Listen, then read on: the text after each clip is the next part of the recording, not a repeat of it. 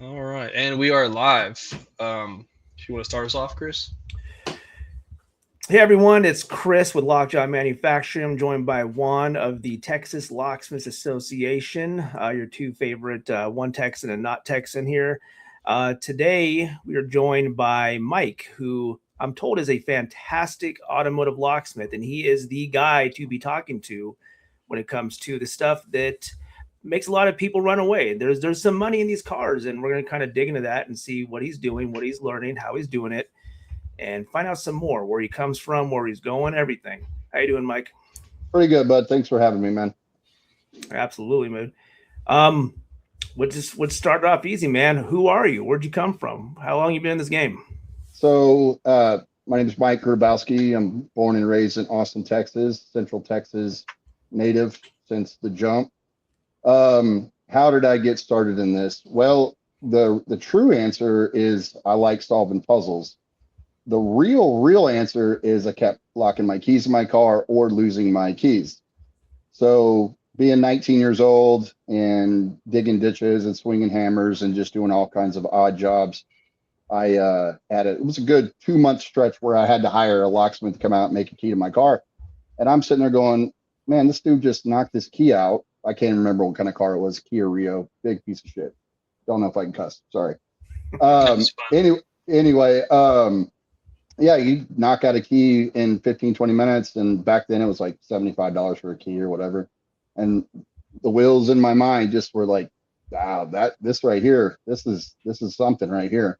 So that's kind of how I got started. Kept losing my keys to my car. And ever since then, I opened up the yellow pages and went down the list of locksmiths and got the kind of normal response. Well, you don't know anything. I'm not taking an apprentice on at this time, so on and so forth. So then I finally found a school, which Juan knows about this, which is Cothran's School of Locksmithing, which at the time was, I think it was in its second or third year of doing it. And it was kind of a crash course, 6 week class, 8 hours a day, Monday through Friday. And I mean, pretty damn expensive. I remember paying like $4,500 to go take this class. What year is Exactly. this all happening in? 99. That's a lot of money in '99. That's like Yeah, it is. three Honda Civics right there. I actually sold a Honda Civic to pay for it. So, which makes no sense. But at the time, like I said, I'm digging ditches and swinging hammers. And I was like, there's got to be better, something better for me than Start doing the math, and you're like, this is adding up real quick. Yeah. exactly. So I had an ex girlfriend of mine drive me and drop me off at this class every day at 8 a.m. in the morning, and it was kind of the normal thing. You figured out how to make master key charts and key up a quick set and pick residential stuff. It was very like base level beginner stuff, as it should be, right? Yeah, that Um, makes sense. and so I got out of that class, graduated with honors or whatever you want to call it. Um, and the whole thing was like, hey, you're going to pay us this money and you're going to come take this class, and there will be kind of a space for you to kind of be an apprentice or ride along. And at the end of this class, there was a kind of a handshake that there was going to be, hey, we'll start you out at a low wage and we'll let you ride around. So at that point, I was like, cool, did it, ace the whole thing. Who am I riding with? Well, unfortunately, we don't have anything for you right now. And this was kind of a bummer. So at that point, I went back to what I was doing before, which was automatic gate operator. So we would install, um, you know, automatic gates at apartment complexes and so on and so forth. And I was mainly the grunt who was forming up the concrete pads in order to sit these Apollo gate operators or whatever you want. But I got really interested in the actual control boards of these gate operators because I was watching my boss who he'd go out and charge $1,500 to install a new board in these gate operators. And again, wheels in my mind are like, that's where the money is, being able to diagnose the electrical components on this automatic gate. And I did that for another, I don't know, 6 months. And it just, I just kept in the back of my mind, it's like, I spent all this money. how am I going to be able to get out there and be a locksmith? Because no one's hiring, so on and so forth. And then back to the yellow pages, which I guess tells you how old I am. But again, down the line, and I had two offers. I had a company that's no longer around. It was called Action Safe and Lock off of North Loop in Austin. And they were a cool vibe. It was kind of a mom and pop shop type thing. But they wanted me to work on Saturdays, and I'm a big college football guy, so it was kind of a hard one for me to get around. And then I had another company called Central Lock and Key, which if anybody in Austin in the early 2000s know anything about automotive locksmithing, they were basically the quintessential premium automotive locksmith shop. They did 90% of all the car dealerships. They did CarMax. They did everybody on the motor mile. Probably doesn't make much sense to your audience, but if you're in Austin, you knew it was kind of a big thing. So it was baptism by fire, really. It was, I mean, not to exaggerate, but 12, 15 cars a day on top of maybe having to go do a rekey or a make ready for campus condos, because we had a big University of Texas account. And back in those days, you were, it was GM column breakdown. So it wasn't like it was quick, go leashy something and hit some buttons. It was breakdown steering columns and sit, just go forever and ever. So that's kind of how I got started. Eventually found the right outfit and got an education in automotive locksmithing. Okay. So imagine you run around in the early 2000s. You got no GPS. So you have to you have to know where you're going at. You're getting slammed a dozen calls a day. Baptism by fire is probably the adequate way of putting it. I can get that, but it builds character. It definitely builds character. I tell you off of that, to expand upon that. It was all map scope, big map books and whatnot. Of course, we didn't even have smartphones, so my company, we used radios. So you were walking around with a giant radio on your hip, the size of a friggin' brick. But it kind of let me know that, you can just take your time, line it up, figure out where you're going, figure out where your route is, what's the schedule for the day. And at some point I actually went and worked as a locksmith in Phoenix, Arizona. Never been there in my life, but you get off the plane and have that experience, and now you get hired on, and hey, they got a map just like Texas. So you just map it out and go where you need to go. So what got you specifically? Sorry, go ahead. One quick thing. So, like, you were part of the era too, where you didn't have GPS. You didn't have. It wasn't as like I wouldn't say efficient in Austin, because driving in Austin, nothing's efficient about it. But you saw the era where it was somewhat efficient, but you didn't have GPS and all that. Is it like crazy to look back on that now and be like, man, what is one tool that you wish, if you could take it out of time now and take it back then, what would it be? I mean, obviously GPS. I mean, you would do a job, you'd have to pull over, you'd have to get out this giant book, you'd have to say, oh, I've got to catch Mopac and then get off of at Breaker, and then I've got to go. It was a lot of mental capital that you had to basically use in order to just get where you wanted to go, as opposed to now, man. I have meta glasses. I just talk to my glasses, and it tells me where I'm going. And turn by turn, I turn my brain off. I mean, I don't turn my brain off when I'm driving, but how many of us listen to music and listen to podcasts and just pass the time in between answering a million phone calls and tech support and all that stuff? So I would say GPS 100%. I mean, it was a game changer. Yeah, sounds like I guess you get more calls done too, because you're not like, oh, that's the wrong exit. That's I do that a lot. I'll be answering the question of like, oh, I got a 1970s, blah blah blah. I'm like, oh yeah, and he's dry patch like, shh. Yeah, it's even crazy to me to think about it. Oh, I'm not gonna lie, I still get lost with GPS from time to time. Whenever it hasn't been updated and you go to a new neighborhood and you're like, now I got to use my brain. No, I saved the brain for the actual puzzle, not this driving around stuff. Try telling the younger generation, like, left side is odd, right side is even. They can't comprehend, like, what's the W mean on the road sign? It's its own thing. like Phoenix, when I was in Phoenix, it was north and south were avenues, and east and west were numbered like 57th Street, something like that. So you could kind of get your bearings when somebody would give you an address because you knew that it was going to either be going north or it was going to be west. So I feel like Phoenix, not, to get off on a tangent, was kind of designed with an understanding of how to get around. I think people who designed Austin were all high. Yeah, they're like, you're on 39th or 40. They're like, I'm on 39th and a half. You're like, yeah. So I don't know. I kind of joke with my family and friends that driving around in Austin for the past 27 years, being an automotive locksmith, I probably need all kinds of therapy. Yeah. I call it a snow cone. You get yourself a snow cone on the way home from work. Works all good.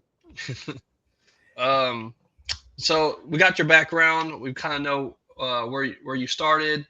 Let's talk about where you're at now. So like, these years now, you're still automotive locksmith, and everything. But from working for you, at one point in my career, I did work for Mike, and I did learn pretty much everything I know, from European cars to module programming to tips and tricks. He pretty much taught me the book on mostly everything. Looking at it like now, what is your focus now? Like where are you? So I've always got. I'll answer that question, and I'll explain how I get there with a little bit more backstory real quick. Perfect. When I established my company in 2009 in Central Texas, I knew that I wanted to be automotive strictly. Not that I had anything against residential, commercial. I know guys make a hell of a living off that, and you get less bullshit to deal with. Sorry, I don't know if I can say that, but okay. So you have less scammers, you have less this, that, whatever. So I had the brilliant idea that I was going to be automotive only. Now, what does that look like in Central Texas being automotive only? Well, I don't know. Your audience probably knows of a certain automotive trade show, or automotive. Yeah, I guess it was a trade show. Biggest one that was around for the last 20 years. It was called Just Cars. The guys who put that on, the actual owners of that trade show, are my neighbors. I could throw a rock and they're about 20 minutes down the road. So when you start out and you go, and I was always kind of let's go in, shake hands, tell them I'm here in this area. If you need this service, we can provide it, so on and so forth. A lot of no one closed the door to me, but they were like, hey, we have this, we're taken care of. We've got Key Pro or Cutting Edge or whoever was affiliated with the Just Cars guys. So knowing that some of the best automotive locksmiths are already in your backyard was kind of a daunting task. So I knew I wasn't going to necessarily be able to, go in and lower the price on something, because that's just not how I roll. I'm not racing to the bottom. So to get back to Juan's question, I had to figure out what I could do that there was not a lot of people doing. I knew that I didn't want to chase the bottom dollar. I didn't want to be doing lockouts. Not that there's anything wrong with that. Everyone's got to do what they got to do. But I did see that there was value in a market for European cars. Not that those guys didn't do it. They did. I think they had a lot on their plate, and not to say they couldn't specialize in it, but when you have multiple auctions and you're turning out so many cars a day, I don't know that, they had time to get as down into the weeds as European vehicles as they could. So that's where I was like, well, this is what I got to do. Because this is the only avenue that I can see where I can possibly set myself aside and kind of find a niche. So I remember in 2000, I want to say 14 or 15, I bought a Z Fold, and this was my introduction to European automotive locksmithing. I was able to do things as simple as EWSs, simple as cast modules, and a lot of that is a lot different now today. Everything's kind of been optimized, and you don't see a lot of the background operations. as we did when we were doing cast vehicle. All right, for instance, cast one vehicle, you're going to find that in a BMW 7 Series. I'd be lying to you, 2006, 7, something like that. We used to have to take the whole dash apart in order to get to what is called the cast module. Cast module was actually the push start and the place where the key went in.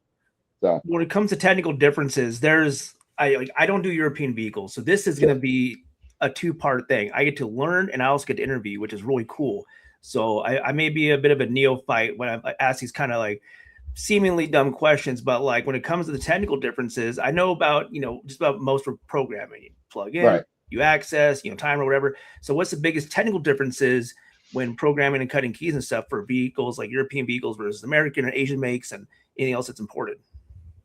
All right. Well, what I would say to that is European vehicles were not designed to program keys to them through the data link or the OBD.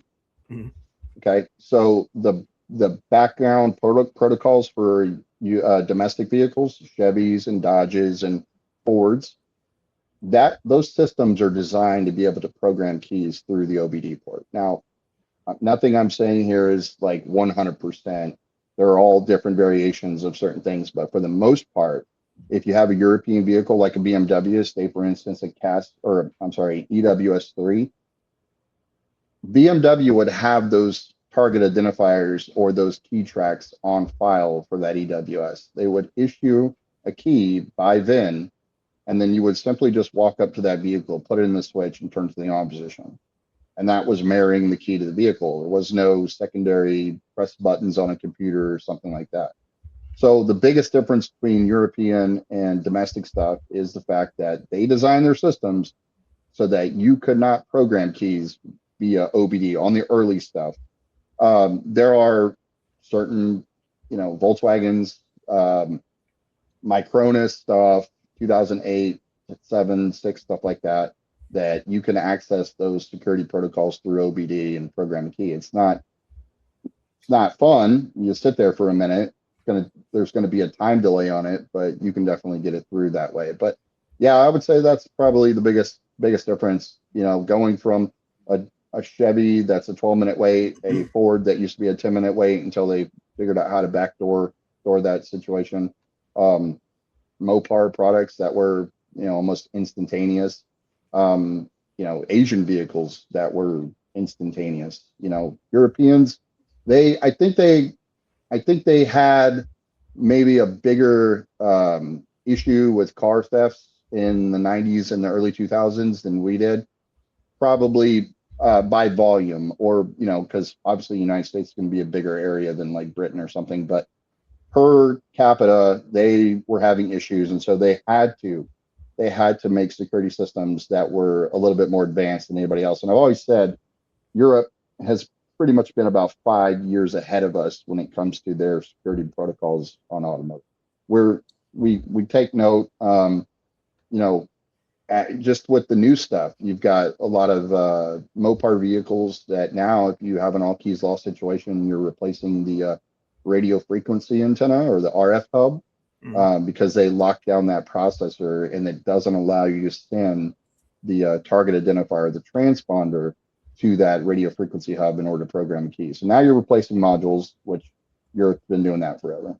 So it sounds like European vehicles were designed with the intention that you would go to them for everything.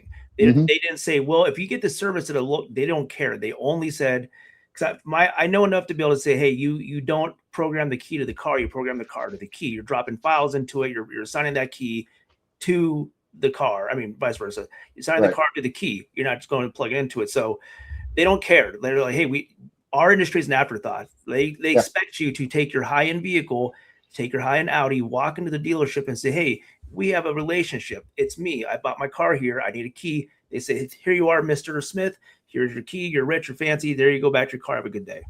Sure. Absolutely.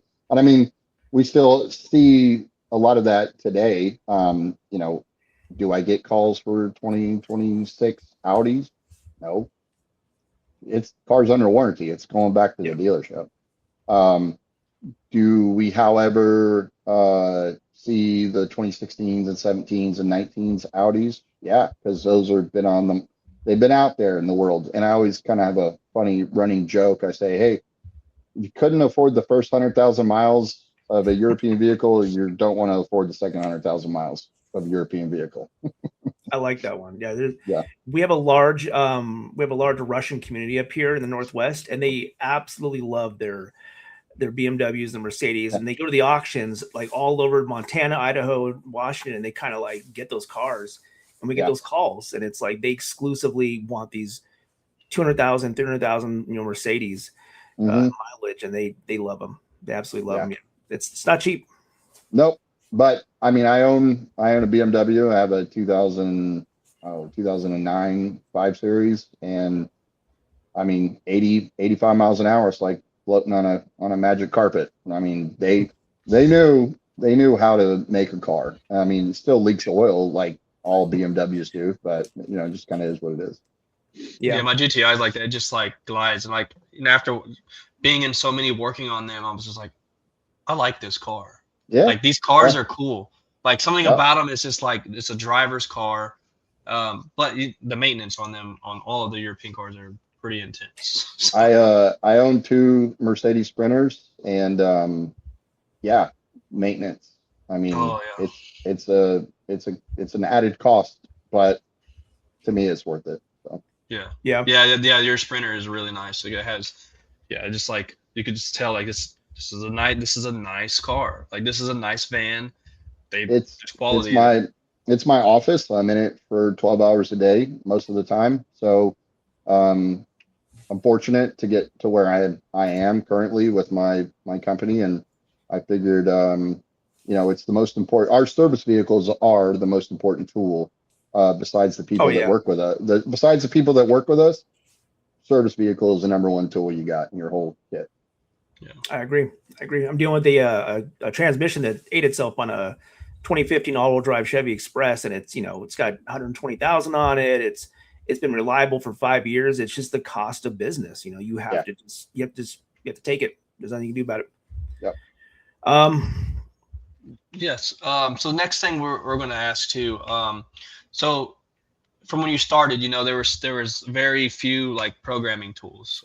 I sort of remember this era too, because I had started in 2013, 2014, and we had like a handful of programmers. Now there's a wide array.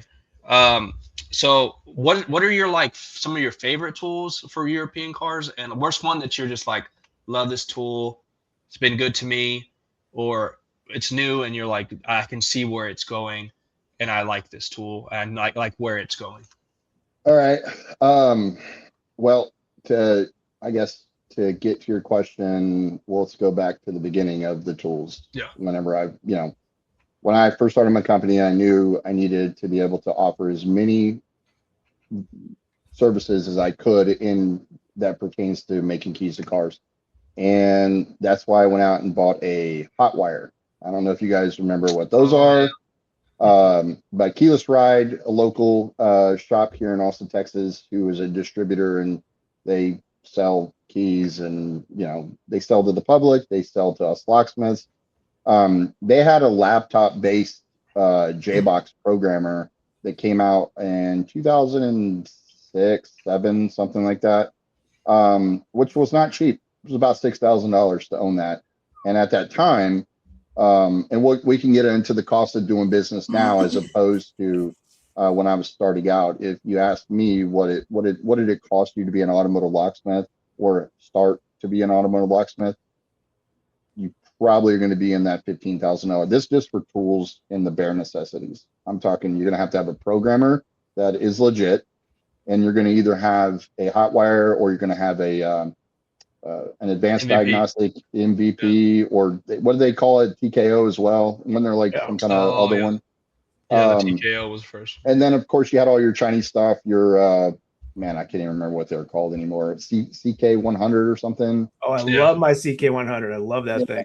Yeah, no, I mean it does stuff that just boggles the mind to this day. You have an old Beetle that's giving you hell, put that on there. It'll got the computing power of like a pager, but I've seen it kick out some the new software emulates the old software, but this thing is old software and it still does a great job. Yeah. So, being able to offer as many, I always kind of wanted to be the guy that says yes. If you called me up, say, hey, I got this car, can you make a key to it? Yes. Because I felt like I didn't really have the name and I wasn't really known. So turning work away was just not going to be an option for me. I had to get anything I could. And so, you know, the hot wire kind of helped me out on that. And then I had a blitz, the 1200. That was what we went to. High security wasn't really prevalent. Yeah, you had Hondas and I could cut them with a matrix. And I know it's not fancy, but we all used kind of depth keys where you would have one blade cut to ones and twos and so on and so I forth. And it still was, can't let those go, man. I have yeah, some in my car, and I'm like, they're just my safety ones. And like my techs sure. will look at me like, "What is that?" I'm like, "Don't worry about it. It's from a time Yeah, lost, don't, but I need them." yeah, no, I mean, I still have, Chevy tryout keys. I still have Ford 10 cut tryout keys because I know I can leash it or not a Ford 10 cut, but yeah, you still hold on to the things that got you through with the job back in the day. But, I would say something that is kind of, and advancements in our industry, it's not going to stop because of your feelings. It's not going to stop because you feel one way or another or nostalgic. And so what I mean by that is that the cost to get into this industry as primarily automotive locksmiths, we know that it's been cut more than half. I mean, you get a guy, a KM100 and some cheap Chinese key machine, he's going to be effective. And so we have had the rise of inexperienced, um, guys out there running around making keys to cars, getting themselves in trouble. I'm not faulting them for wanting to provide for themselves and their family, but I have a whole bunch of feelings about how we should do this job for our own pride, but also for the public. We're here to serve, not break cars. And unfortunately, a primary part of my job now is going behind guys who didn't know what they were doing and kind of screwed some stuff up. So kind of a bummer right now. Well, in 2026, when someone you have all these older programmers that you had, like what is like the one you'd whip out first every single time? I mean, I know that there's a lot more involved with just hooking up your ports anymore, but like, what is if you lost it, you'd be screwed. What is that one programmer? I wish I could say I had one favorite. I don't, man. I know the strengths and weaknesses of all of the programmers that I currently own. I can't speak to the ones that I don't. I would say that I probably have most of them. I would say I probably have more than one of most of them. I'm not going to lie to you, man. It's a hard question, It actually. it pains me to say this, especially with how they've been pulling protocols and services from their tool, but 608 is, I mean, okay, I'll put it this way. In 2016, I bought a tool called DagSpeed. DagSpeed is primarily a Mercedes tool. It allows you to do FPS3 vehicles. It allows you to reset transmission control modules. It allows you to reset engine control modules. It's a $7,000 tool. Well, I looked at the market and I knew that I was going to be one of maybe two guys in Central Texas that can make keys to Mercedes. And at $500 a pop, I felt like that was going to be an easy return on my investment, and it was. So for the most part, I was able to go out there and do that and make all the Mercedes keys that I could handle.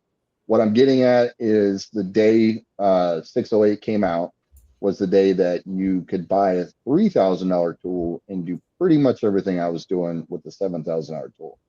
And your normal domestics, your normal Asian vehicles, you could do other Volkswagens. And so having $7,000 tied up into one specific model of vehicle, as opposed to something like an Altel 608, I kind of saw the writing on the wall, and I knew that we were going to start going to a little bit more, I don't want to say cheap, because I still believe that tool is amazing. I don't think it should have ever been $3,200 or $3,500. Should have been a $6,000 tool. But I think their primary interest was to flood the market in America with their tools and make it just the tool. And we all have them. So Yeah. I'd say 608 as it pertains to just making keys to cars. I have a lot of other tools that, I'll put it this way. As an automotive locksmith, for the past 27 years, about 10 years ago, I started branching out into automotive programming. Because if I'm there to program the key, I might as well be there to program the whole car. Yeah. Because we would go to the car, we wouldn't get the right information. Nobody would tell us that this car hadn't been driving in 2-3 months, or no one would tell us that, oh yeah, we replaced the ECM on it and it just needs keys programmed. No, it doesn't just need keys programmed. So that was really when I could, I was like, again, can't say no to work. Got to figure out how I can provide this service. And I have tools that I prefer, that gets me out of a jam when it's talking about a global A vehicle on a GM, where back in 2011, GM decided they did not want you to be able to use used engine control modules. They wanted you to come back to them and buy a brand new one because, that's their business model. Well, we have tools that get around that, and that's cloning, and it's not something new. Most of us have been doing it for quite some time now. But everything has got a price range and effectiveness. You can get something that's pretty effective at $1,500, or you can get top of the line at $7,000-8,000. It just depends on what you need. But as far as tools go, I gotta go 608. I mean, it's just something not currently the way it stands now. They keep removing things. They keep removing things from it, and it's going to be hard to support that platform. And honestly, don't get me started on, because I was scrolling through Facebook today and I came across another post. I feel like it happens every week. Somebody's stolen a car and they find a KM100 in the floorboard. Yep, you already beat me to it. Yeah. So I remember when that tool came out, and you were like, "This right here, this is dangerous. This is this almost like this." It was. I remember that day, and I was like, "Huh." And I used it, and I was like, "Yeah, this is scary." I'll tell you right now, we have so many people in our area that they like, you saw when you started a career, you saw someone making money as a locksmith. So we got all these people that pop up. They have an X-Source key cutter. They have a KM100. They have a cloner of some sort and a bunch of key DIYs and, universal remotes. They're operating on the back of a 2002 Tahoe. It's 5 different colors, and they're the best locksmith in town. Call me now. And it's, the bar's gotten so low because the technology has gotten so high and so much cheaper. But yeah, Autel's getting their face wiped right now. It's Toyota backs out, Chevy backs out. Everyone starts backing out. It's like, well, and then NASA steps in. It's like, well, might be back to flipping burgers for some of these guys. I don't know. Hey, I'll put it this way. If there's levels to this, right? Mm-hmm.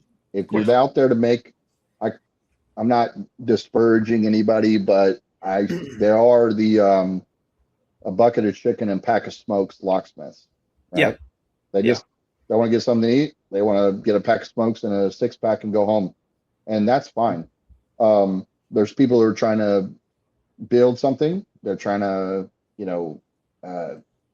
build a life for their family. They're trying to, I'm sorry, I'm moving that camera. They're trying to build something, and it's not just, get me the bucket of chicken at the end of the day. And in order to do that, you have to charge accordingly, and you have to be professional. And you ultimately have to be the get it done guy, and the get it done guy has to have more than one tool.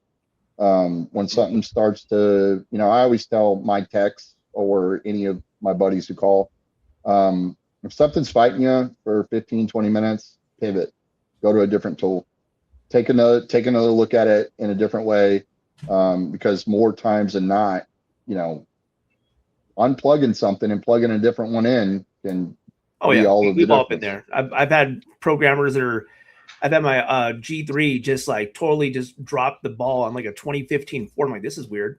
Yeah. Put it in the the IKEA 20, and it's like, no problem, easy, done, bypass everything. Okay. But as far as like cars having issues though, European cars are the car keys themselves are already sophisticated. You're already in an uphill battle, right? You're already operating at a higher tier than everyone else. Now, when you have a European car that does not operate correctly as part of programming, now you're playing with fire, because now you're not just, it's a simple process. You know what you're doing. Now you have a more complex, it's like a 4D system now. Mm-hmm. So what are like problems you see for European cars? Is like electrical issues, locked VINs, ECUs? Like what is the horror stories and what is the real, nightmares of European car programming problems? So something that Audi, I'm not sure if Volkswagen has done it, but something Audi has just initiated in the last couple of years is a lot of their newer stuff, 2018, 19, anything that is a drive authorization module on that vehicle, and they're trying to program a used module to it. Let's say it's a BCM in order to program a key. You're having to go to the job twice because you have to go to the car and you have to show that that car is present and it is connected to the dealer tool. And then that information then goes to their server, which is in 24 hours, are supposed to allow you to unlock that used module so that you can program a key to it or program whatever you want to program. So now we've gone from having to go out there once to now having to go out there twice, which that's a whole new ball game. And so now I'm having to charge accordingly in terms of explaining to the customer that this is going to be 2 trip charges, one programming fee, but I'm having to come out there twice. So that's been something interesting. As far as European stuff goes, man, really the biggest downfall that I've seen is the fact that other people touch it. Yeah. Or it sits. Or it's been sitting for a year, or it's been at the auction and no one knows the backstory on it. Just like you guys, every time I talk to a customer, if it's a daily driver and a soccer mom car, I'm going in feeling pretty confident. No big deal. You get the call that somebody bought it at auction with no key. You don't know what you're getting involved in. A lot of these vehicles, you're not able to access circuit 15, meaning you can't turn the vehicle to accessory. So you really can't see the whole topology of the network, meaning I can't turn it on, I can't talk to it. So it's already fighting you from the beginning, right? There's when it comes to the new European stuff, when like FPS4, I'm not doing FPS4. The buy-in to do FPS4 is insane. I think you really got to know somebody at a dealership to be, super pals in order for them to get you those keys. When it comes to newer Volkswagens and Audis, all right. For instance, I would say, some of the BCM2 cars that are 2016, 17, and are full procs or just push to start. There's not going to be a dock on the dash. That requires you to have a sync file. And that sync file now has gone up because we had to get them from third-party vendors. These people are usually in Europe. For a long time, I was getting them from a company called Poldag.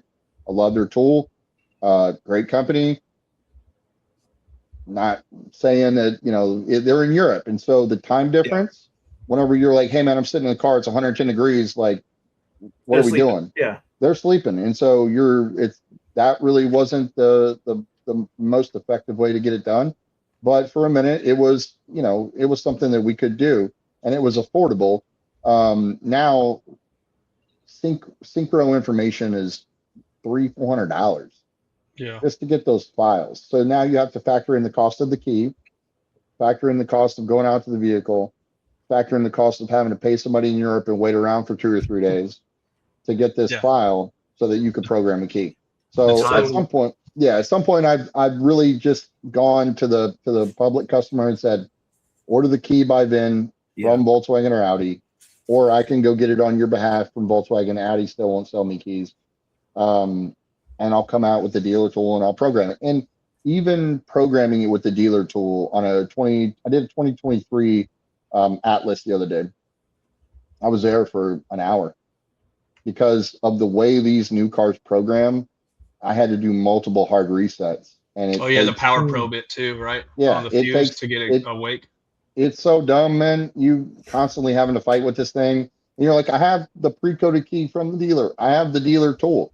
Why is this isn't straightforward? And it never really is. So yeah, I mean, I charge accordingly. You know, I'm gonna make sure my time is worth, you know, the value that I'm giving somebody, but I'm gonna make some money on it. So I mean, unless you're like locksmithing in Beverly Hills doing new European cars, and obviously the cost of that business is not horrible, your everyday stuff, it's just kind of not, it's just not worth it anymore, it sounds like. It's becoming to the point where, I mean, it's an uphill battle. There's no doubt about it. The hill's getting steeper every year, it sounds like. Yeah, I mean, the buy-in to have all of the stuff that we have in order to do it, but there are some honey holes, and you find them, and I specialize in a lot of Jaguars and Range Rovers, and I've made really good money doing them. The fact that I can save customers thousands of dollars and time by deactivating alarms and not having to replace body control modules or KVMs, and giving them dealer quality service with a brand new OEM key. I've had 3 of them at my shop in the past month. So and you go to them, or you have a shop, so it's like convenient. Yeah. As long as you can pick and choose, and you have the knowledge to know what to pick and choose, there's your money. Yeah, because you know, I've sat in the car and I know the cars that I'm going to bang my head against, and it things have to really line up for me to you know, kind of get involved in that situation, and I know what has to happen in order for everything to be successful. And somebody calls me the 2019 Audi, and they bought it from the auction, and they don't really know nothing about it, and they don't have any money. Not everyone's my customer. That is my biggest gripe. So there's a lot of reasons not to get into European vehicles. There's a lot of reasons: the cost, the education, the tools, everything. But the biggest reason for me is the people that buy these $100,000 cars, and they say, "What do you mean it's not like programming a key for my 2016 or my 2010 Ford Escape?" They don't know what they don't know, and you can't educate them enough to be like, "Well, actually, I have to pull this, I have to do this, I have to do this, I have to probe into it," and they're just like, "You're a scam, whatever."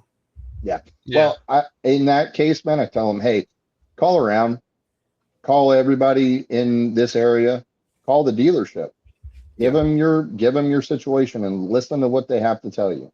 And then whenever you're done calling around, you can call me back, and I'll tell you if someone's blowing smoke, or if somebody has a better solution for you. Because, I mean, time is money, and I can't necessarily be caught up in a car wasting time and not making money, unfortunately. Yeah. So you hit a lot of our topics really well, and you know, I'm sure people had questions for. So next one is like a problem solving example, and I have one in particular that I want you to kind of touch base on, because this one to this day blows my mind. It's the Jaguars. Whenever you unplug the battery and it just goes whoop, and it forgets what it is. Can we touch base on that problem solving one in particular? Because that one always blows my mind that you figure it out. I remember that time when you were like spinning wheels and like step by step getting it, and then when the car started, it was like, holy shit, I got it. I've spent many hours in the front seat of a Jaguar in 100 degree weather, because I knew there was a solution to the problem. I just didn't. You have to kind of come at it from the beginning. You got to say, what happened here? Okay, well, what happened was somebody took power off the vehicle, and for whatever reason, the way they engineered these systems, which is primarily the body control module, Jaguar and Range Rover calls it a SIM module, but we all call it a BCM. There's a memory controller in the body control module that essentially has a partition that gets corrupted when it does not see constant voltage. Every single European shop worth their salt has a voltage maintainer whenever they do any kind of work with these vehicles. You plug it into the OBD port, and then it's a little box that sits down and the driver's side, and they plug it in the wall, and you've got 12 volts on the network at all times. At this point, you can take the battery out. You can do whatever you want to it. You can put a new battery in, so on and so forth. A lot of shops, they don't. The ones that don't really know, they end up taking the battery out because they have to put a motor in it. They got to do a transmission. They got to do whatever, and they plug it back in, and no worky. And so I kind of no, I wasn't the first person to figure this out. I'll tell you, there's not much that I've ever really stumbled across that was my own idea. I've just figured out how to do it as well. So yeah, what we do in that case is usually we replace the body control module unless you want to go really down into the weeds, which you essentially get the BCM out on the bench with multi-prog or VVDI prog or what have you, and you get the internal flash and the EEPROM, and then you can repair a partition that is corrupt. And then once that partition is repaired, plug it back in, program it with Topics or JLR STD, depending on the year and model, and then program keys to it, and you're out the door. I've had Jaguars come to my shop as far away as Santa Fe, New Mexico, towed on a trailer. And it boggles my mind because I'm like, you can't find anybody in your part of the world that would work on it. And the weird thing about Jaguar and Range Rover is if you don't have a good service, what is it? A history of service, meaning you've taken your car to this dealership for the past 10 years. If it's 10 years and older, they don't want to touch it. And you're like, well, and then it gets kicked out to the European shops, and the European shops are awesome and they know what they're doing, but sometimes they don't want to go this far down into the weeds with these things. And so that's when they call me in, or they get towed to the shop. But when it comes to like module work, I'm seeing so many people that are strictly automotive. Like, yeah, I do car keys all day, but now like there's this whole subsect of automotive locksmithing that's just gone to module programming because things are so.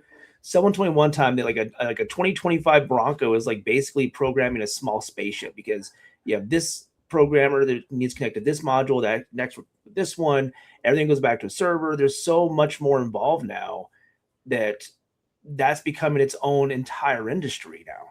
Are you seeing a lot more of that in your with what what you do for European? Yeah, well, to be honest, man, I'm primarily an automotive programmer now. I would say the majority of my business is 70% automotive programming.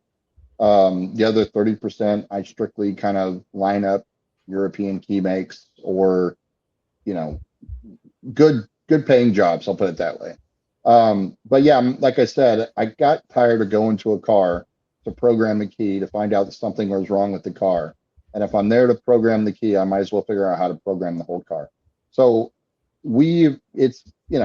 that with the advent of cheap Chinese tools that we all know of, you can't throw a rock and not hit some guy that's running around making keys to cars. You can't open Facebook Marketplace and find 100 million dudes that are going to come make you a key to 2007 Honda Civic for $75.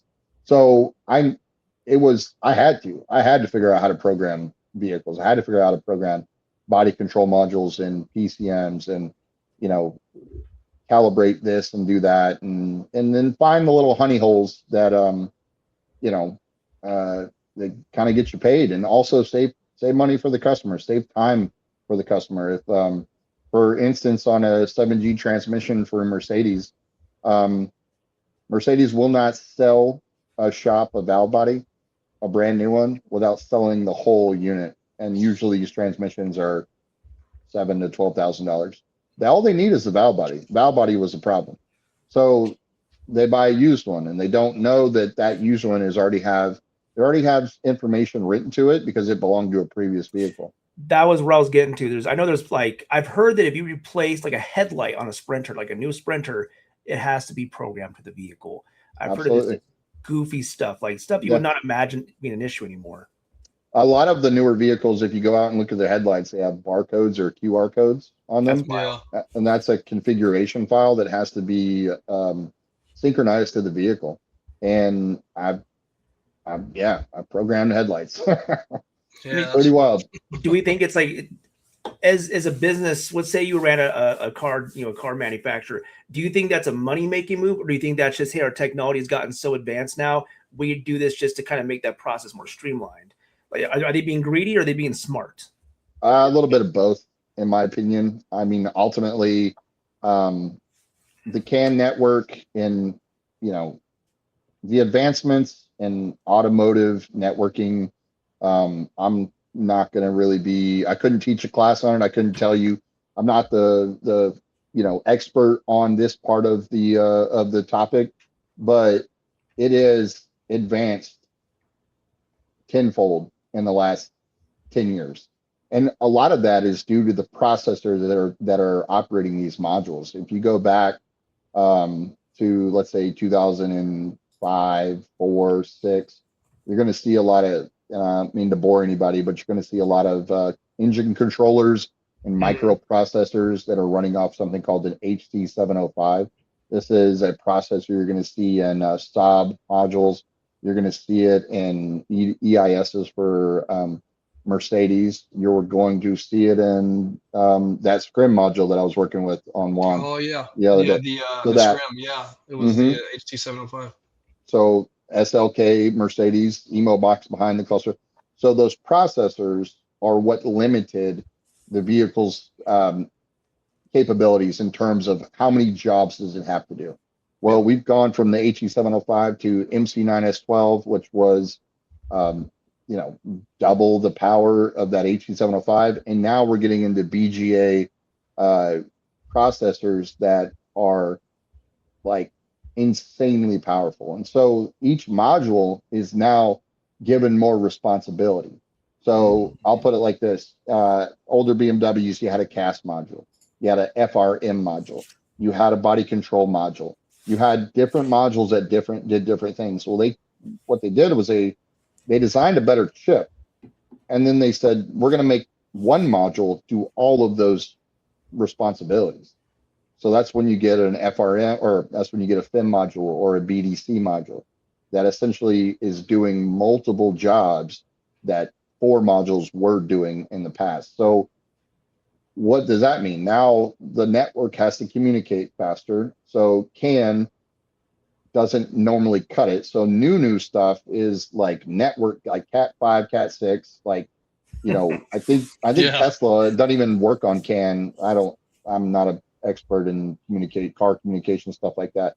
But yeah, no, I mean, the advancements in the way they design these controllers, ultimately they know that, they have to make their money on the back end. And usually it's in the repair service area.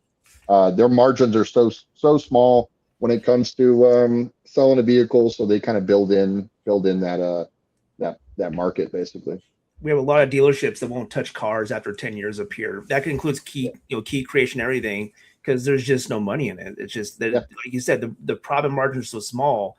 They want that new car sale. They want that. Hey, we want that 10-year of you coming to us for oil changes, brakes, and everything else. That's you buy a TV. The store makes $20. You buy an HDMI cable. They make 90% of that sale. Sure. So it's weird. You go to a nice Mercedes dealership and you look at their service drive. It's air conditioned. You could eat off the floor. They don't want to work on shit boxes. Excuse my language. Nope. They want to work on the soccer mom car that's got 40,000 miles on it and has come in, and it's the amount of variables that are there in that situation as opposed to a 15-year-old car with 1 million miles and a network that half of it's gone, and now they don't know why. I mean, it's about turning a wrench to get the car out so they can make money on it, not scratching their head. Yeah, and problem solving is like there's almost too much now. Back in the 90s, early 2000s, like you were saying, how there were so many small modules spread out. It was like, well, if this is not working and this is not working, let's replace that. And then you replace that, and you're like, oh, it starts great. Now it's like, 10 things in one here, 10 things in one here, and then God forbid there's a wire chewed up by some rodent that's just ruining everything. And that makes sense. So we've touched on a lot of things. You've really dumped a lot of knowledge on us, and everyone listening. A lot of people still don't really touch a lot of these European cars. Being in the area that we're in, usually, I mean, from what we see throughout the week, they call me, they call you, they circle back to one of us. Usually, you're super south for me, and I'm usually going super north or east. And so I think some people are going to want to start touching back on the old EEPROM stuff, the stuff that you learned way back then. So getting into that, what are some of the like ethical considerations when someone's starting to work on European cars? What are some of the risks that you would want to advise them on? Like, hey, these are the risks. These are the ethical things that you do and don't want to do. Um, okay, it's a good question. So, in my opinion, uh, do no harm, right? Yeah. So, what does that mean? That means if you can make a key to this vehicle, and you need to do it in the safest way possible. And usually on the older EEPROM stuff, that was we're going to do it out of circuit, right? Mm-hmm. Anytime you start doing European stuff and you have the option to do it out of circuit, even if it's an 8-leg EEPROM, pull the 8-leg EEPROM, put it in the machine. There's no chance of corruption at that point. Everyone's going to be happy. They're going to drive their car. You're going to get paid. You try to do it in circuit, something bumps, something power surges in your van. It's a bad day. It's a bad day for everybody. So I know everyone wants to be as efficient as possible and as quick as possible. We all have to get to the next job. But if it's going to be a toss up between doing it and making sure that it gets done or trying to save time, I mean, I always want to pick the outcome of it. I know if I do it this way, 100% of the time it's going to get done. Same thing with the cast module in a BMW.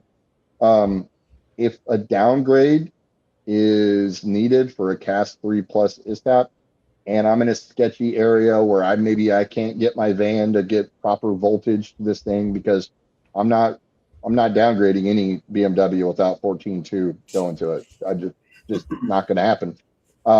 Or if I have bad internet or whatever variable is going to be into the equation, I'm pulling the module out, doing it on the bench because I know for a fact it gets done. So I would say the only advice I would give guys who are just getting into it is go slow, go to the junkyard, pull some modules, get on eBay. I buy cast modules on eBay for $40. I buy 2 or 3 a month because I replace them often on vehicles for my shops. But get practice modules, understand your tools, know what can get you in trouble. Don't just push buttons. And ultimately, if you don't know the answer, in a way that is your answer, stop what you're doing, call a buddy, bug someone, get on. 90% of everything we do now is on YouTube. Yeah. For good or bad. Yeah. I'm not going to sit up here and act high and mighty and say I don't get on YouTube and look for answers myself. I do. But yeah, just do no harm, honestly, because man, what really chaps my ass or really gets me is like these guys that go out and just burn a car down and then they don't answer their phone.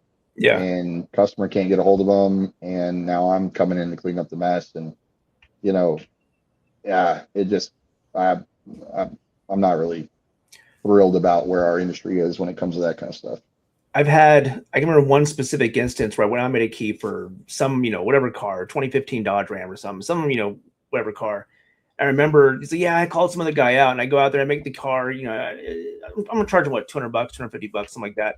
And he's like, man, that's so good. I paid the other guy $200. He couldn't make it. I'm like, what the hell did you just say? Like, people are charging for the failure. And I get it. Oh, I drove 2 hours, whatever. No, it's in town. And that just like, it's a punch in the gut.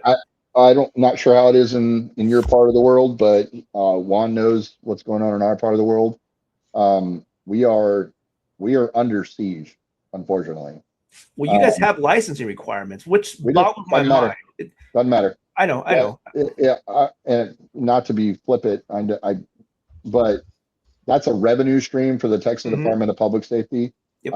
I don't think they have the manpower or really the want to. There isn't a single state that's done it right. I hate to say it, but there's no example to say we're just not doing it like Virginia or Oregon, wherever.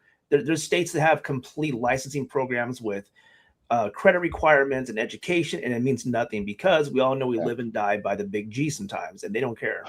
I get audited annually, or I think it's every other year. And at the end of the audit, and I've crossed all my T's and dotted all my I's. I sit across from the person from DPS, and I turn my phone over and I slide it across the table, and I just scroll through all of the scammers and Facebook Market locksmiths, and I'm like, I've been here for about 25 minutes talking to you about this, where I could be running my company, and here are the guys that you should probably go have a phone call, have a conversation, see what's going on with them, because I guarantee you none of them are licensed. You can't tax a ghost. That's what it comes down to. 100%. That's it. 100%. So. Yeah, that's the scary part of it all. But for the ones that do it right, we just try to. That's one thing that, like, learning under you for so many years, I've transitioned that to my business, is like, getting the, don't you get paid if it's one thing, if the car is messed up and it's not your fault, but like if you just can't do it, like, phone a friend, just figure it out, take your time on it, and also don't just like, well, I couldn't do it, but I need money because I tried. Like, that's not right. That's not right. Nobody feels good about that. You personally are not going to feel good about that. I don't know. I think I know you, Juan, and it's nice to meet you, Chris. And I would assume that we all have pride in what we do. It's a big part of why we do what we do. I mean, everyone's got horror stories, man. I helped a lady out on a 2007 Honda Odyssey. She had a special needs son. It's 105 degrees outside. She's frantically looking for her keys. She can't find any keys. Some guy goes and makes keys to her 2007 Honda for $900. Middle of the day, not 3 a.m. And she showed me the itemized invoice, and it's just bullshit. It's just special cost this, key cost that, cutting fee $400. Yeah. So I mean, that I'm never going to tell anybody to what to charge, but ethically, like, there is out of bounds, and unfortunately, we've just been seeing a subset of individuals who take advantage of the public, and it seems like that's what they're being taught or told to do. And I don't, not pointing, not naming names, so on and so forth. I don't associate myself with any of those people. But yeah, ultimately, man, we're there to solve a puzzle. And if you go there and you were not informed that the vehicle hadn't been running in 3 years, and it doesn't have a battery, and half the CAN network is down, and you have no communication to the BCM. You got 9 bolts at the port. You're like, come on. Yeah. Guys. Information will go a long ways. And so anytime I'm there, now it's turned into a mobile diagnostic fee. I'm going to tell the customer what's wrong with their car. I couldn't program your key, and this is why. So you have a couple options now. Here, I print out or email them something, and that's what they're paying for. Now they can either go to a shop, or they can come to my shop, or whatever. But I give them a solution, and not just, shucks, couldn't do it type of scenario. I'm glad you said the mobile diagnostic thing, because I know a lot of locksmiths that are just, I'm the best, I'm good at cars, whatever. And as soon as they get that first obstacle with power, network connection, modules, they're like, well, I'm just gonna start pulling fuses. Like, stop what you're doing. This is no longer just your simple job. There's more involved. You're giving away $150 an hour service that a shop would charge for, more if it's electrical. So I try to tell these people, stop trying to be the free mechanic for these people, because automotive customers tend to be the most insincere. Like, they play for keeps. They will lie. They will, they'll, I don't know why there's 0 keys in the system. That's weird. All sorts of reasons.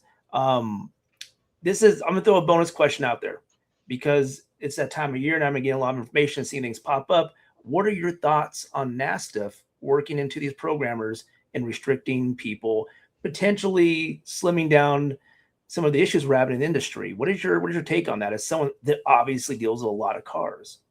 So, as a NASTA credential holder, I have mixed feelings about the federal government getting involved in my business as it pertains to what I can do and what I can't do. But ultimately, I do understand the need for it because we have, again, had such an influx of cheap Chinese tools that have flooded the market and then have, essentially allowed people to program keys to cars, as opposed to 15 years ago.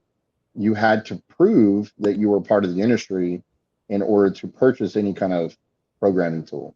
You had to show that you were a locksmith, even if that was a license or a letter of business in good standing from from wherever county you were in. Now you can buy it on Amazon. So the greed of certain corporations have kind of made our federal government have to get involved. And I know NASTIF is, they're their own entity, but they present themselves like a federal agency or whatever. And do I think that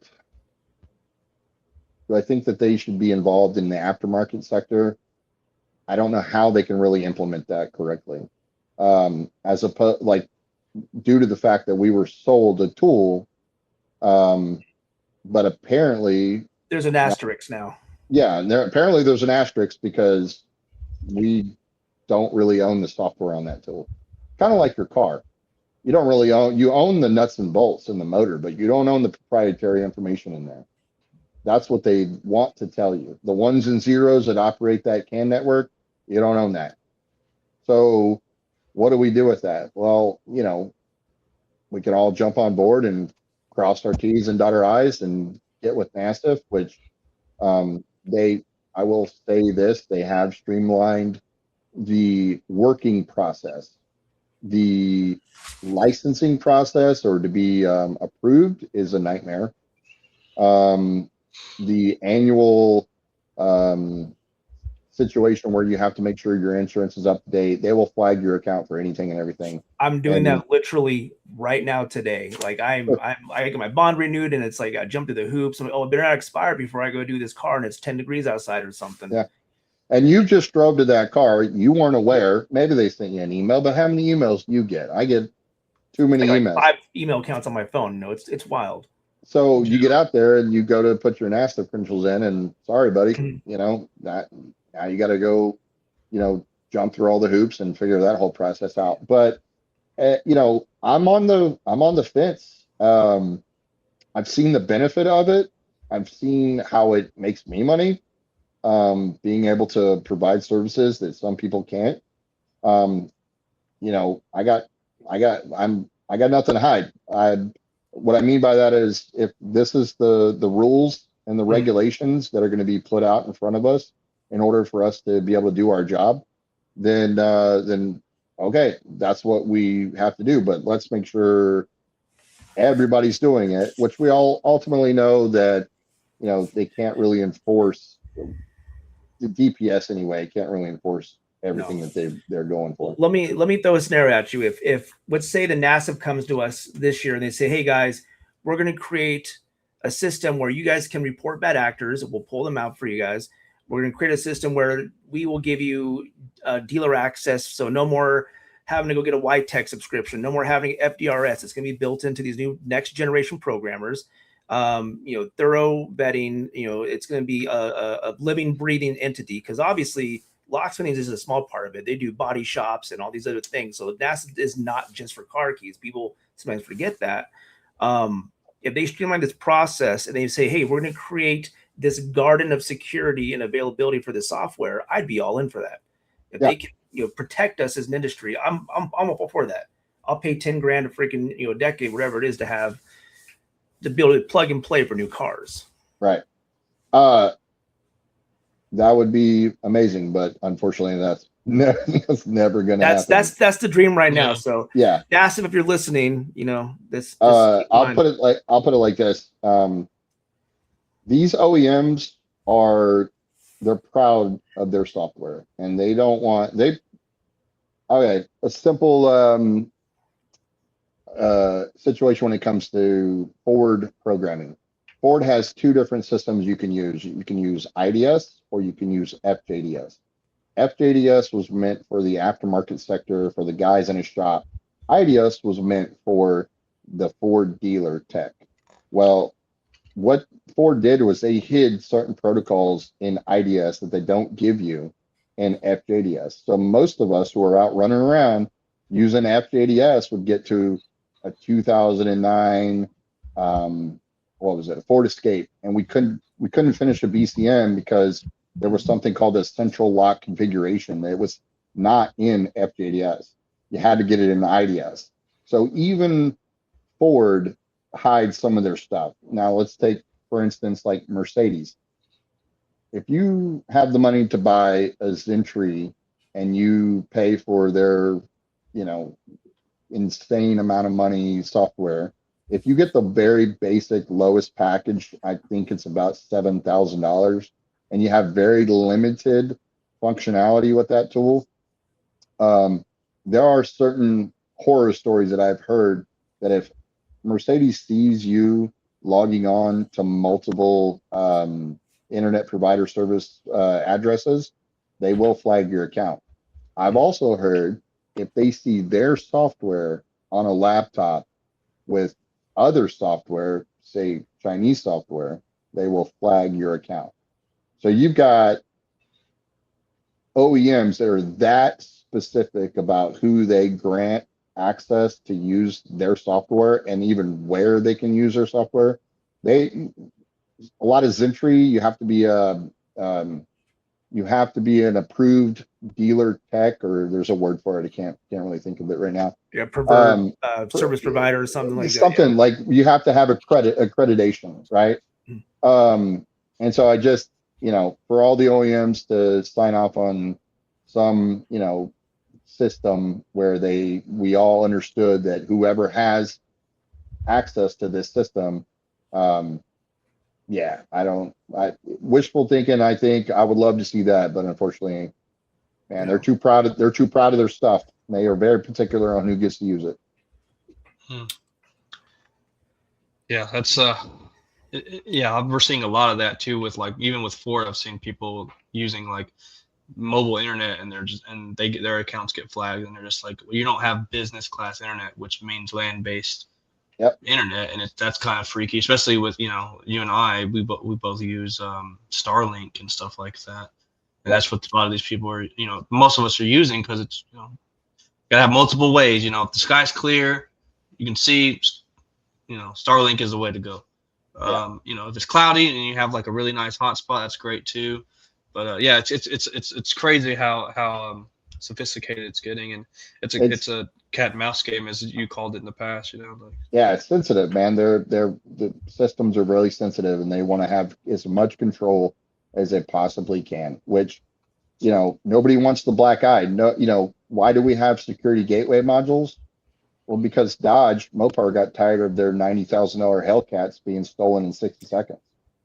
Yeah, that was my last thing I was going to say is, are you familiar with the term striker? Mm-hmm. It's obscene to me. There's an entire submarket for stolen cars using these Chinese tools. They even make songs about how to do it. Like they're giving instructions, and it's. Sure.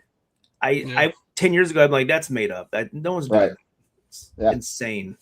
Yeah, no, it's wild. I mean, I know I mentioned it before, but I mean, how many auto theft website pages were KM100 sitting in the floorboard? Yeah, sheriff's department sitting there. They got the bag of meth, and and there's your little red tablet right there in the corner. Everyone's like, "Oh, I know what that is. I know what that is." I know what that is. Yeah. So we're gonna start wrapping it up, Mike. We've had a pretty good hour. I've learned a lot, even though I talk to you every day. And I've still, I still learn stuff from you, man. It's wild.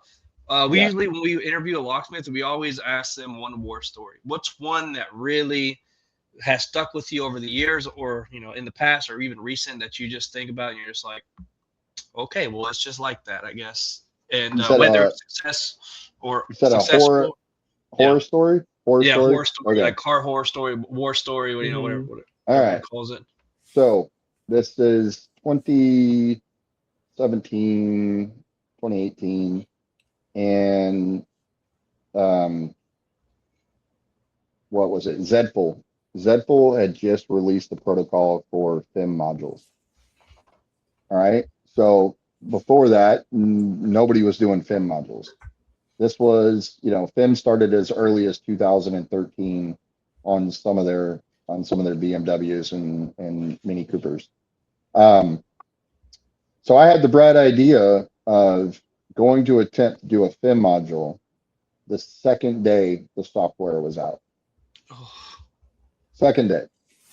And if I give you any advice, maybe sit a couple iterations out. When someone says first to market, you got to really do a little bit of homework.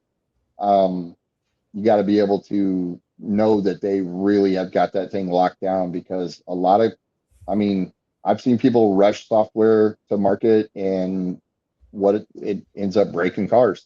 Yeah. And yeah, I pulled that FIM out step by step, following all the directions, did everything I was supposed to do, made sure I had proper voltage on my voltage regulator. I was at 14.2, and there is no real option to do that out of circuit. It was an in-circuit read on the 8-leg EEPROM that is on a FIM or a BDC, and it just hung up, and it hung up, and it hung up, and it hung up. And I'm at this point, it's going on like this should have been, I don't know what it should have been. It's the first time I've ever done it.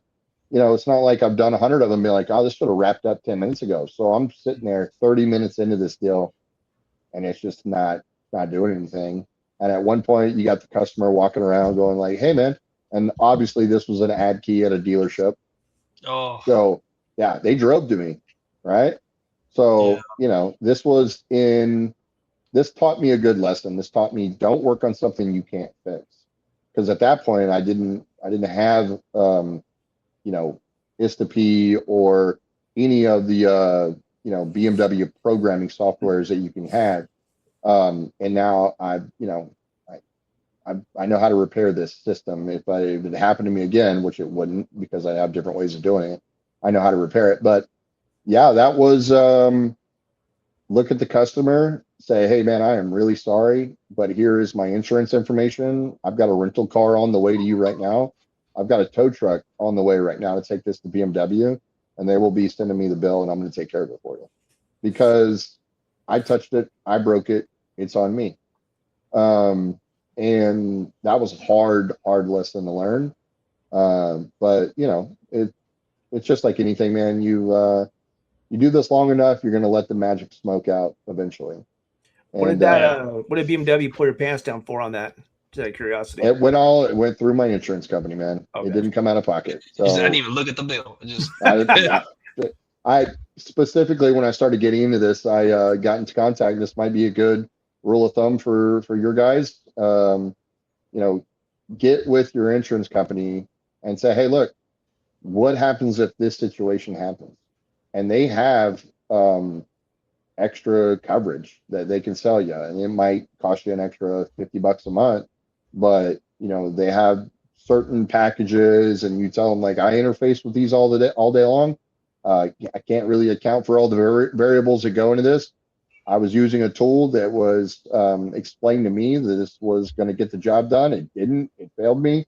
Not that I did anything wrong, but using a tool that software that only been out for the 48 hours was a dumb idea. But I like pressing buttons. Usually I can fix everything when it's all said and done. But yeah, that's a little gamble. Whenever gambling. When customers say like, hey, the mechanical problems, or you start, troubleshooting, that's one of the first things I say. For insurance purposes, I'm not going to open your hood unless I really need to. Give a battery or whatever, because once I open that hood, I'm no longer a locksmith. I'm a mechanic, and I'm not insured to be a mechanic. Sure. People kind of like, oh, got it. Okay, cool. Explains everything. Yeah, absolutely. But yeah, that was not a fun day, but I learned a lot. So, I learned how to fix them if that ever happens. And I've had people mail me the modules and repaired them and all that fun stuff. Cool, man. Yeah, that's a good cautionary tale right there, because especially with software now, man, like, it's every week, we're sending videos to each other, to everyone, and we're like, look at this came out, and I think about it, like, give it a minute. Give it a minute in the oven. Let it cook a little bit. let it cook a little bit. Exactly. man. Well, thanks for your time, man. I know you're a busy dude, and thanks for giving us this time to really dive deep. In the groups, you're prominent in the groups. But I've said this for years, man. You're probably one of the best automotive locksmiths, in the States. And it's glad people get to take a peek into it, into your mind for a second, how you've started and where you're at now, and how your problem solving works. It's great, man. I appreciate that, man. It means a lot coming from you. I know, you're not that kid that was in Gary's shop. How long ago was that? Freaking Man, 13 years. 2 weeks ago. Yeah, I mean, he's sitting in there talking about his laptop, being like, "No, it's a good laptop." I'm like, yeah, it's a good laptop, dude. Yeah, I don't know if you remember, you had like a gaming laptop. Oh yeah. I just got I had that one I got when I was in the Navy. Yeah. And I would be doing something in the shop, I'd turn around and be right behind me, and I'd be like, all right, I guess we're gonna teach you some stuff. Yeah. And so Juan doesn't he doesn't think to ask. And I'd say that's probably one of his best traits, man. He wants to know, he wants to get in it and figure it out, and he's all about it. So that's definitely a quality you don't see very much. I mean, it's out there, but it's definitely not as prevalent as it used to be. A lot of people are scared, or they want to use the cheap programmers, and that's where you get your money at, man. Get your hands dirty. Yeah. Cool, man. You got anything else, Chris, for him? Tell us about your business, man. What you got? A website? You got any social medias? Anything we use to promote you, man? I mean, it sounds like you've been doing this long enough. You don't really need that, but hey, we want to give you that chance. Elite Techkey Solutions.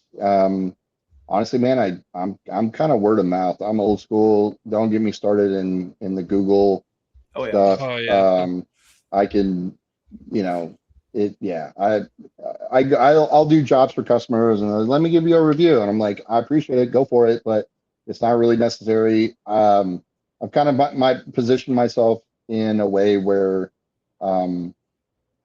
it's word of mouth, and it's by other locksmiths, right? If somebody calls and says, I don't do that, but I know a guy, that's kind of where I'm at. But yeah, no, Elite Techkey Solutions, been doing it since 2009. Started in 99, working for other people. So 27 years of turning cars on, and I still love it. Yeah, man, that's a big thing, right? I think you taught me that early on. It's you gotta love it. You don't get it if you don't get a.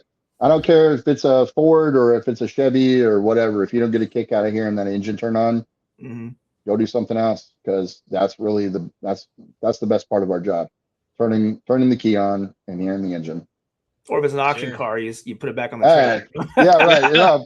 Say if it's an auction car and you turn the key on and the lights come on, you're already winning. Yeah. There's power, yes. Yeah. Right. Mike, it was a pleasure, man. It was a pleasure to meet you. You are a pillar of your community. It sounds like you are a deep, deep well of information. It was a real pleasure to talk to you, man. I'm just hard-headed, and it was nice to meet you, Chris. And when I say I'm hard-headed, I don't like to give up. That's really what it all boils down to. Good. All right, guys. All right, man. Take it easy. Take it easy. All right, y'all be good. Later, man.